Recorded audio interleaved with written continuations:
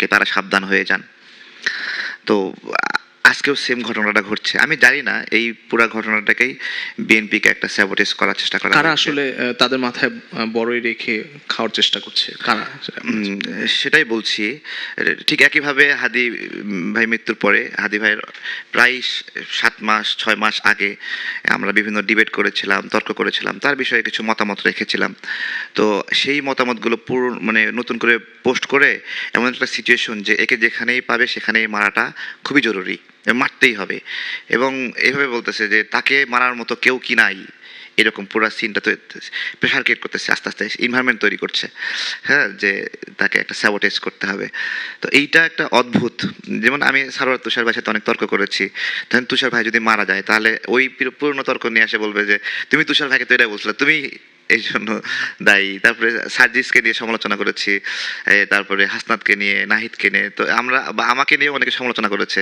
তাহলে আমি বললে যে আমাকে নিয়ে সমালোচনা করলো সে দায়ী, এরকম এই পুরো এনভায়রনমেন্টটাকে আমরা খুব করে দেখেছি যে জামাত শিবিরের ভাইয়েরা খুব করে ব্যবহার করার চেষ্টা করছে বারবার। এবং এই মৃত্যুটাতে অন্য কেউ যদি বিচার দাবি করে পোস্ট করে ফেসবুকে, বলে তুমি বিচার চাওয়ার কে, এইরকম তারা খুব সংকীর্ণ করে রাখছে এই জায়গাটাতে। আপনাকে তো এমনও বলে যে আপনার শেখ হাসিনার সাথে কথা হয়েছে, বা শেখ হাসিনার হয়ে আপনি কথা বলেন, এটি কেন আসলে? শেখ হাসিনার সঙ্গে সত্যতা আছে? হ্যাঁ, শেখ হাসিনার সঙ্গে কথা হয়েছিল গণ অভ্যুত্থানের আগে, এবং গণ অভ্যুত্থানের মাঝখানে আমি যখন গ্রেপ্তার হলাম তখন আমার সঙ্গে তার সংযোগ করেছিল, তারা বোঝার চেষ্টা করছিল যে আমরা কিভাবে আন্দোলন করছি, অথবা কি আমাকে যখন রিমান্ডে রেখেছিল তখন মানে আমার তো চোখ বাঁধা ছিল, তো ভিডিও কলে কেউ একজন ওখানে সংযোগ হয়েছিল, আমি যেটা বুঝতেছিলাম আবহাওয়া সেটাতে। তো সেই সময়ের কথা বলছি, এবং আরও আগে 18 সালে আন্দোলনের সময় প্রধানমন্ত্রীর দপ্তরে আমরা একটা চিঠি দিতে গেছিলাম, তখন আমাদের যোগাযোগ হয়েছিল। এভাবে বিভিন্ন সময় যোগাযোগ হয়েছে, কিন্তু গণ অভ্যুত্থানের পরে তাদের সাথে কোনো যোগাযোগ হয়নি। আমাদের বিভিন্ন কথাগুলো অনেক সময় যখন সবার অংশগ্রহণের কথা বলি, অংশীদারিত্বমূলক ব্যবস্থাপনার কথা বলি, তখন তারপরে তাদেরকে তো অনেক মিথ্যা মামলায় জড়িয়ে অনেক হ্যারাসমেন্ট করা হয় যারা একদমই জড়িত না। আপনি অপরাধীদেরকে অবশ্যই বিচার দেবেন, অপরাধী বিএনপির হলেও বিচার করবেন না, বিএনপি শক্তিশালী দেখে জামাত হলে শক্তিশালী করবেন না, এটা তো তাহলে আওয়ামী লীগের করতে হবে। আমরা বলছি সেই নিরপরাধ মানুষগুলোর কথা, এবং ওইটা যখন বলছি তখন বলতেছে আমাদের আবার রুজু করতে হবে এখন, তো এরকম একটা অবস্থা। আপনি কি আওয়ামী লীগের অংশগ্রহণের কথা বলছেন নির্বাচনে? আমরা আওয়ামী লীগ, জাতীয় পার্টি সহ সবার অংশগ্রহণ, আমরা বলছি যে আমরা সবসময় বলি যে জনগণ চায় আওয়ামী লীগ নির্বাচন করবে না, বা জনগণ চায় জাতীয় পার্টি নির্বাচন করবে না, এটা কোন জনগণ আসলে? মানে ওটা তো আমি আওয়ামী লীগের বিরুদ্ধে বলি, এই জন্য আমার জনগণের অংশ বলছে, সব জনগণের মালিকানা তো আমি নিয়ে নেই নাই, তাই না? আমরাও যারা বিভিন্ন কমিশনে আলোচনা করেছি, সংস্কার কমিশনে, আমরা সবসময় বলেছি যে আমরাই সব, কিন্তু আমরাই সব হলে আবার গণভোটের কেন প্রয়োজন হচ্ছে? তার মানে আমার মনে হয় বিএনপির ভিতরে, নেতাকর্মীদের ভিতরে আমার মনে হয় কিছু উচ্ছ্বাস তৈরি হয়েছে গ্রামগঞ্জে, যেটা লক্ষ্য করেছি। সব দলের ভিতরে এটা ঘটে নাই। কারণ হচ্ছে এই যে ধরেন এরশাদুল্লাহর উপরে হামলা, একজন নিহত, হাদির যে খুনি সে কোথায় আছে এটা এ পর্যন্ত নির্ধারণ করা গেল না। সে দেশে আছে না দেশ পাড়ি দিয়ে একবার শোনা যায় ভারতে চলে গেছে। তো এটার ব্যাপারে কোনো অগ্রগতি নাই। হ্যাঁ, দ্বিতীয়ত দেখেন এই চিটাগাংয়ে মিছিলে একজন গুলি করার থেকে বিরতিহীনভাবে কিন্তু এগুলো ঘটতেছে, এটা নিয়ন্ত্রণ আসতেছে, মানুষের মনে শঙ্কা তৈরি করেছে। তো এখন ইতিমধ্যে কিন্তু এই যে হত্যাকাণ্ড, এর ভিতরে কিন্তু একটা প্রার্থী কিন্তু সরে গেছে নির্বাচন থেকে, সে নির্বাচন থেকে নমিনেশন পেয়েছে, ইলেকশনে নেমেছে, তারপরে সে সরে গেছে এই হাদি হত্যার পরে। কারণ হাদি হচ্ছে একটা ইমোশন, কিন্তু হাদি যেভাবে একটা ক্যাম্পিং শুরু করেছিল পায়ে হেঁটে, টাকা খরচ না করে, রিক্সায় হেঁটে, সেই মানুষটাকে যেভাবে হত্যা করা হলো, সেই খুনিরা এখন কোথায় আছে? বিচার তো দূরের কথা, ইনকিলাব মঞ্চ এখনো বসে আছে, তারা অন্তত এই খুনিকে গ্রেপ্তার করা, তো খুনির হয়তো সন্দেহভাজন একজনকে গ্রেপ্তার করা হয়েছে, তাকে রিমান্ডে নেওয়া হয়েছে, প্রকৃত খুনি তো গ্রেপ্তার হয় নাই। সে কোথায় আছে? বাংলাদেশে আছে না বিদেশে আছে, ভারতে গেছে, এটাও শনাক্ত হয়নি, এখনো বলতে পারছে না এটা।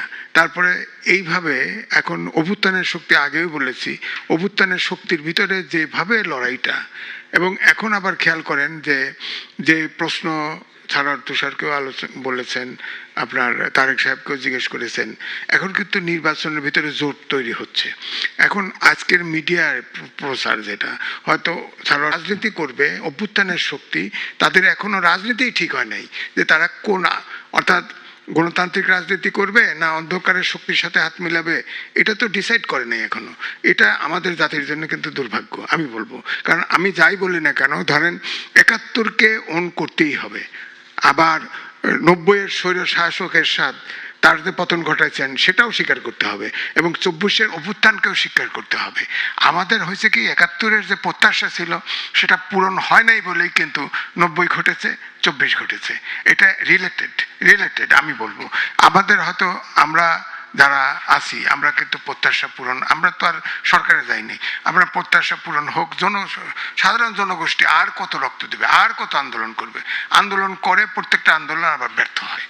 তো এটা তো অনন্তকাল সারা জীবন চলতে পারে না। আমরা আশা করেছিলাম যে এই আপনার ২৪-এর অভ্যুত্থানের ভিতর দিয়ে কিছু প্রত্যাশা পূরণ হবে, কিন্তু সেটাও হতে যাচ্ছে না। কারণ তারা রাজনীতিতে নেমেছে, ঠিক আছে, রাজনীতি করতেই পারে, কিন্তু রাজনীতিটা পরিষ্কার করতে পারে নাই। বিএনপি এবং জামাত এখনকার রাজনীতিতে দুটো পক্ষ, পরিষ্কার দুটো পক্ষ।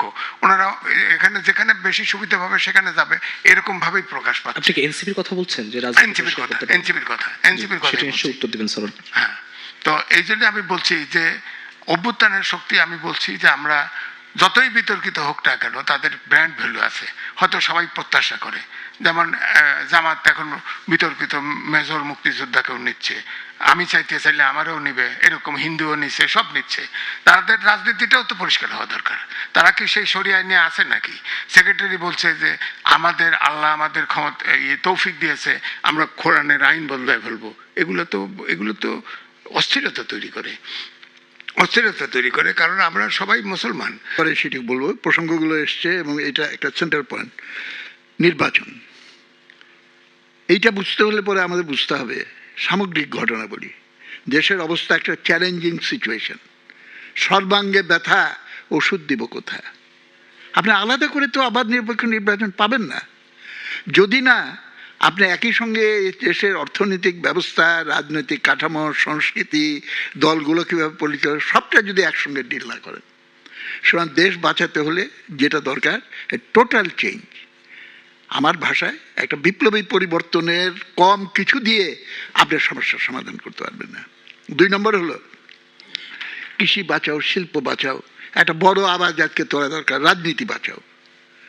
এবং রাজনীতির পরিস্থিতি কি দাঁড়িয়েছে, ইতিহাস আমাদেরকে এই শিক্ষা দেয়, রাজনীতি হলো অর্থনীতিরই ঘনীভূত প্রকাশ। ব্যাখ্যায় না যে খালি বলবো বাজার অর্থনীতি, বাজার মৌলবাদের জমিনের উপরে গণতন্ত্রের ফুল ফোটানো সম্ভব না। শ্রেণী বিভক্ত সমাজে আপনি পরিপূর্ণ অবাধ নিরপেক্ষ নির্বাচন কোনোদিন পারবেন না। একটা আপেক্ষিকভাবে গ্রহণযোগ্য, এটা করতে হবে। আমাদের সংবিধানে আছে, এই জায়গায় আমাদের মনোযোগ কেন্দ্রীভূত করতে হবে। প্রজাতন্ত্রের মালিক হলো জনগণ, এবং জনগণের মালিকানা মানে প্রজাতন্ত্র কিভাবে চলবে, কোন নীতিতে চলবে, কার স্বার্থে চলবে, এটা জনগণ নির্ধারণ জন্য। এবং দেখেন, বনানীতে যেই বিএনপি কর্মী মারা গেল, তাকে যারা হত্যা করতে আসলো তাদের একজন ধরা হলো, সে মরল। আমার কথা, হাদি হত্যায় আপনি ধরতে পারেন নাই, কিন্তু যাকে ধরছিলেন বনানী হত্যাকাণ্ডের এখানে, সে কেন মরল? এই মরার জবাবটা কে দেবে? নাই কারো কাছে জবাব। এই সিমটমগুলো মানে হয়তোবা সদিচ্ছা আছে এই সরকারের সুন্দর নির্বাচন করার, কিন্তু হ্যাডাম নাই আসলে। এটাই হলো বিষয় সামনে নির্বাচনের জন্য। Thank you. অসংখ্য ধন্যবাদ জনাব তারেক রহমান। আমি একটু জনাব সারোয়ার তুষার, যুগ্ম আহ্বায়ক এনসিপি, আপনার কাছে আসতে চাই। যেটি জনাব এম এ আজিজ বললেন যে এনসিপি এখনো তাদের রাজনীতিটা পরিষ্কার করতে পারেনি, কি বলবেন? শেষ প্রশ্ন হচ্ছে যে কেমন নির্বাচন প্রত্যাশা করেন? না, এটা তো আজিজ ভাইয়ের নিজস্ব বক্তব্য। এনসিপির অবশ্যই নিজস্ব রাজনীতি, এনসিপি সংস্কারের গত ১-১.৫ বছরে তার অবস্থান সবাই জানে, সারা দেশ জানে। নির্বাচনী অ্যালায়েন্স একটা যদি হয় সেটা একটা কৌশলগত অ্যালায়েন্স, এবং আপনি মানে এনসিপি যদি 2-4 জন ব্যক্তি আকারে কোনো কোনো জায়গায় যায়, সেটার চেয়ে বেটার হচ্ছে কোনো দল আকারে কোথাও যাওয়া। তো সেটা সব কিছু বিবেচনা করি এনসিপি সিদ্ধান্ত নেবে। নির্বাচনের প্রশ্ন হচ্ছে আইন শৃঙ্খলা পরিস্থিতি, যেটা অন্যান্য সকল আলোচক যে আশঙ্কাটা প্রকাশ করছেন, আমাদেরও একই অভিজ্ঞতা যে আইন শৃঙ্খলা নির্বাচন আয়োজন নিয়ে কোনো সংকট নাই, মানে নির্বাচন হবে কি হবে না এটা নিয়ে কোনো অনিশ্চয়তা আছে এরকম মনে হয় না। নির্বাচন অবশ্যই হবে, কিন্তু আইন শৃঙ্খলা পরিস্থিতিটা এখনো পর্যন্ত আপ টু দ্য মার্ক না, এখানে যথেষ্ট কাজ করা আছে। এবং যারা চিহ্নিত সন্ত্রাসী জামিন পেয়েছে নানাভাবে, জামিন বাণিজ্যের মাধ্যমে নানাভাবে জামিন পেয়েছে বিভিন্ন জেলায়, তারা ক্রেডিবল ইলেকশনের ক্ষেত্রে একটা বড় থ্রেট, তাদেরকে আইনের আওতায় আনা এবং আপনার যেটা বলে যে ওই অবৈধ অস্ত্র উদ্ধার করা, এটা খুব ইম্পর্টেন্ট নির্বাচনের জন্য। এটা যদি সরকার করতে পারে তাহলে সহিংসতা মুক্ত একটা নির্বাচন আমরা দেখতে পাবো। এখন পর্যন্ত নির্বাচনী বা উৎসব আসলে কতটা বেড়েছে? আমরা গতকাল দেখেছি যে জাতীয় পার্টি 243 আসনে তাদের প্রার্থী ঘোষণা করেছে, কি বলবেন? জাতীয় পার্টি নিয়ে তো আমরা আমাদের অবস্থান বারবার বলেছি যে তারা তো কমপ্লিসিট আগের ফ্যাসিবাদী রেজিমের। এখন অন্যান্য অনেক দলের প্রত্যক্ষ পরোক্ষ নানা ধরনের সমর্থনের কারণে তারা প্রার্থী দিচ্ছে।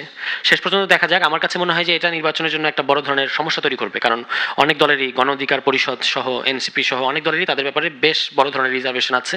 তাদেরকে এই নির্বাচনে অংশ নিতে দেওয়াটা, এটা এই সুষ্ঠু নির্বাচনকে একটা ঝুঁকির মধ্যে ফেলবে বলে আমার ধারণা। অসংখ্য ধন্যবাদ জনাব সরোয়ার তুষার। আমি একটু যেতে চাই জনাব এম এ আজিজ, আপনার কাছে নির্বাচনী আপনার প্রত্যাশার কথাটুকু একটু জানতে চাই।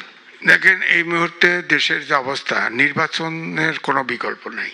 নির্বাচন হওয়া উচিত এবং নির্বাচনটা গ্রহণযোগ্যই হওয়া উচিত। কিন্তু আমার কাছে মনে হচ্ছে নির্বাচন হলেও এই নির্বাচনটা রক্তক্ষয়ী হবে এবং গ্রহণযোগ্য হবে না। এটাই আমি বক্তব্য। কেন রক্তক্ষয়ী হবে এবং গ্রহণযোগ্য কেন হবে না আপনার কাছে, কেন এটি মনে হচ্ছে? সবার হাতে চাইলে তো আমিও একটা রাষ্ট্র নিতে পারি। আপনি হিসাব করেন না কতগুলোর 300 সিট, 300 সিটের 300 এমপি যদি অস্ত্র নেয়, তার গানম্যান একটা অস্ত্র পায়। অবৈধ অস্ত্র আপনার 50% 5ই আগস্টের পরে থানা লুট হয়েছে, সে অস্ত্র উদ্ধার হয় নাই। এখন আবার ফের আপনার বর্ডার থেকে অস্ত্র আসতেছে, তারপরে আপনি ধরেন গানম্যানকে দিবেন 300-600, যদি 1500-2000 প্রার্থী হয় তো 6000 অস্ত্র তো গ্রামগঞ্জে চলে যাবে। এটা কে নিয়ন্ত্রণ করবে? আবার আনসার দিবেন, পুলিশ দিবেন, ধরেন 4টে 5টা 10টা দিলেন গার্ড, আর আর্মিতে থাকবে স্ট্রাইকিং ফোর্স হিসেবে, হয় থানা হেডকোয়ার্টারে নাই জেলা হেডকোয়ার্টারে। তখন তো দেখবেন যে, বিশেষ করে আমি যদি বলি যে জামাত এবং বিএনপি যদি থাকে, কেউ কাকে ছাড় দিবে না। তখন বাক্স নিয়ে দেখবেন ধান কাতে পাট কাতে দৌড়াইছে, কে রক্ষা করবে? পুলিশ দাঁড়ায় থাকবে। পুলিশ তো এখনো টামার থেকে বেরোয় আসে নাই। পুলিশ আমার কি ঠাকা, আমার কি ঠাকা। তো সুতরাং আমি এই নির্বাচন হোক, তবুও হোক, আমার মনে হয় একটা সরকার, সিভিল সরকার আসুক, এটা দরকার দেশের জন্য, দেশ বাঁচানোর জন্য। অসংখ্য ধন্যবাদ জনাব এম এ আজিজ। আমি একটু জনাব, আমার ডান পাশে রয়েছেন সাইফুল হক, সাধারণ সম্পাদক বিপ্লবী ওয়ার্কার্স পার্টি। নির্বাচন নিয়ে আপনার কেমন নির্বাচন প্রত্যাশা করেন, কেমন হতে পারে আগামী নির্বাচন, আপনার প্রত্যাশাটুকু জানতে চাই। ধন্যবাদ।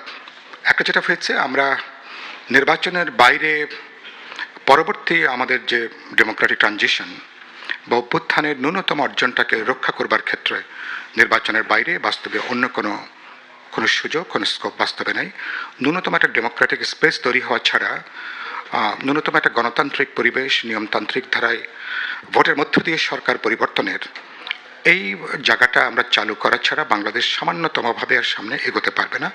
এটা একটা নির্বাচন, নিশ্চয়ই আমরা অংশীদারিত্বমূলক চাই, এবং আমি মনে করি গুরুত্বপূর্ণ হচ্ছে প্রার্থীদের নিরাপত্তা, ভোটারদের নিরাপত্তা, এবং বিশেষ করে ভোট কেন্দ্রের নিরাপত্তা, যেটা একটু আগে এম এ আজিজ যেটা বলবার চেষ্টা করলেন।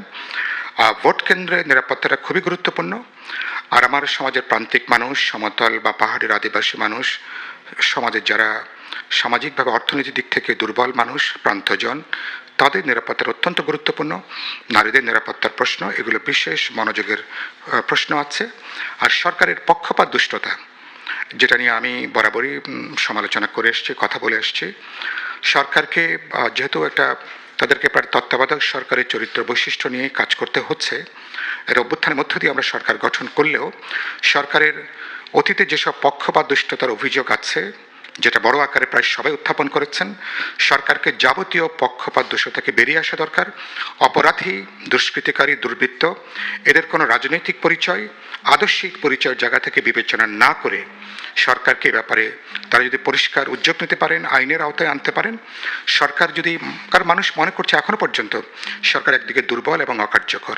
যখন মনে করে কোনো সরকার দুর্বল এবং অকার্যকর, যেটা ধরুন প্রথম আলো, ডেইলি স্টারে যেভাবে ধরুন ঘোষণা দিয়ে হামলা আক্রমণ করা হয়েছে, গণমাধ্যম, তারপরে উদীচী, তারপরে ছায়ানট, যার সাথে ধরুন হাদি হত্যার দূরবর্তী কোনো সম্পর্কের কথাও কেউ কোনো আলোচনার মধ্যেই নেই। তার মানে এটা বিশেষ ইন্টেনশন থেকে পরিস্থিতিকে অস্থিতিশীল নৈরাজ্যের দিকে নিয়ে যাবার কারো কারো ইন্টেনশন কাজ করছে। সেদিক থেকে সরকারের কার্যকারিতা প্রমাণ করাটা সবচেয়ে গুরুত্বপূর্ণ। এবং আরেকটা বলে যেটা শেষ করব, নির্বাচন এখনো পর্যন্ত একটা টাকার খেলার বিষয় পর্যবেসিত হয়েছে। 25 লক্ষ টাকা সর্বসাকুল্যে খরচ করা যাবে। অনেক প্রার্থীরা ইতিমধ্যে কোটি কোটি টাকা কেবলমাত্র আনুষ্ঠানিক প্রচারণার আগেই তারা কিন্তু খরচ করে ফেলেছেন। ইলেকশন কমিশনের অনেক সুপারিশ, কিন্তু কালো টাকা দৌরাত্ম্য বন্ধের ব্যাপারে আমরা দৃশ্যমান কোনো পদক্ষেপ দেখিনি। ফলে